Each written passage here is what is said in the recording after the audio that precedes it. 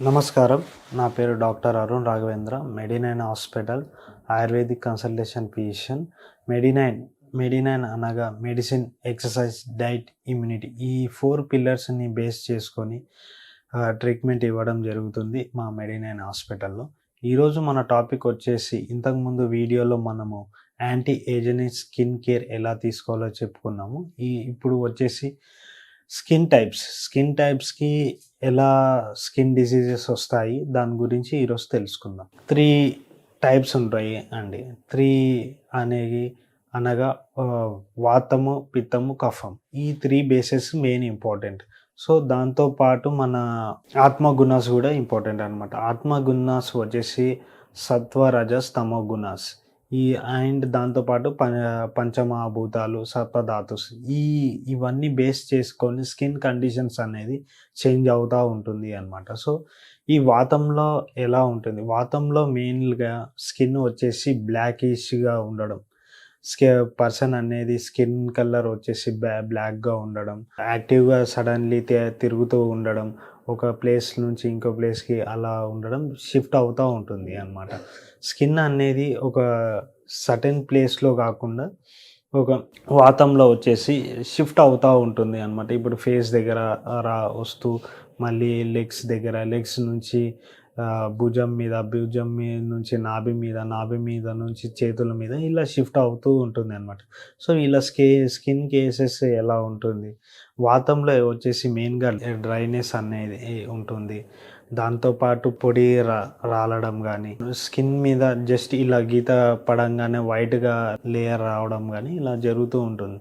So ఇలాంటి cases like example ఇప్పుడు సోరియాసిస్‌లో మనకి స్కాల్ప్ సోరియాసిస్‌లో కానీ లేదంటే ఫుల్ బాడీ సోరియాసిస్‌లో ఒక్కొక్క పర్సన్స్‌కి సోరియాసిస్‌లో స్కేల్స్ రీజన్స్ రావడం కానీ, ఎగ్జిమాలో కూడా మనం చూసుకోవచ్చు.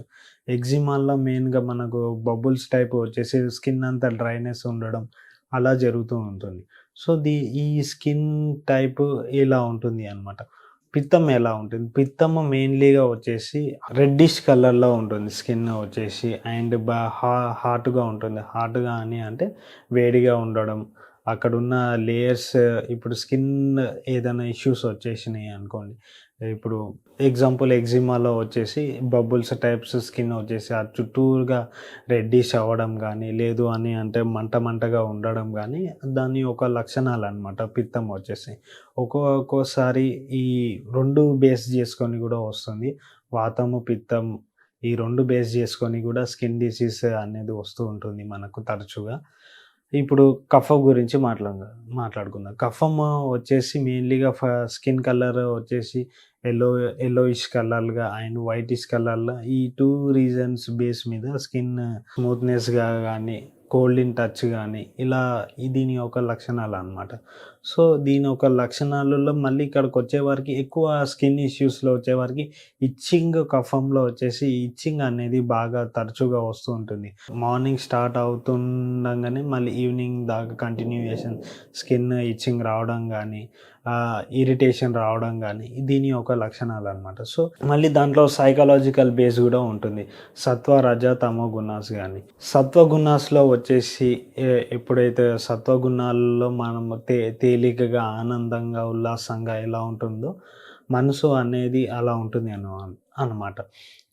రజోగుణాస్‌కొచ్చేసి మెయిన్‌లీగా ఒక వాతము గానీ, పిత్తం గానీ ఈ బేసెస్ అనేది ఎక్కువగా ఉంటుంది. ఈ సైకలాజికల్‌గా అరే! నాకు ఎందుకు ఇలానే జరుగుతుంది కంటిన్యూయేషన్‌గా, ఎక్కువగా డ్రైనెస్ ఉండడం, ఇలా మానసిక ఒత్తిడి, స్ట్రెస్ గానీ, యాంగ్జైటీ గానీ, డిప్రెషన్ గానీ ఇలాంటి కేసులలో మనము వాతం గానీ, పిత్తం గానీ, కఫం గానీ చూసుకోవచ్చు.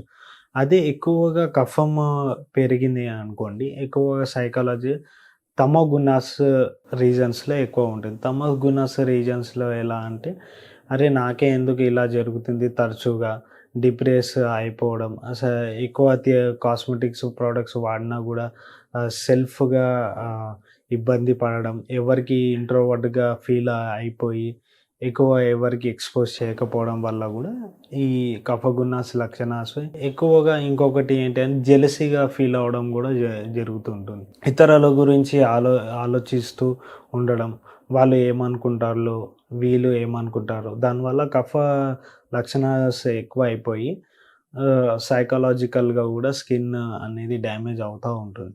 సో, దీన్ని గూడా తీసుకోవాల్సి ఉంటుంది. మళ్ళీ దాంతో పాటు సప్త ధాతుస్ గాని, రసము గాని, రక్తము గాని, మాంసం గాని, మేదం గాని, అస్థి గాని, శుక్రం గాని, ఓజస్ గాని, ఈ 3 బేసెస్ ఏదైతే ఉందో తీసుకోవాల్సి ధాతుస్ గాని, ఆత్మ గుణాస్ గాని, సప్త ధాతుస్ గాని, దోషాస్ గాని, ఇవన్నీ ఈ 3ని తే బేస్ తీసుకొని స్కిన్ కేర్ అనేది మనం తీసుకోవచ్చు అన్నమాట. నమస్కారం.